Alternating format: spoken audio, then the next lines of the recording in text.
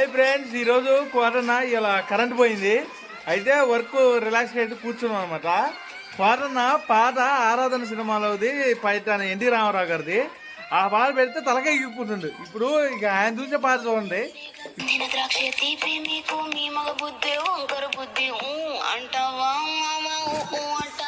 ఊహు అంటావా ఊహు అంటావా పాడగా ఈ పాట చూస్తుండ్రు. ఏం చదువుతావు క్వార్టర్కి? ముసలి వయసు వాళ్ళు అవుతున్నారు, వయసు వాళ్ళు ముసలి వాళ్ళు అవుతున్నారు. ఇలా కోటన్నకి నీరసంగా ఉందంట. రెండు రోజుల నుంచి 4 కోటలు బీకింది గట్టిగా.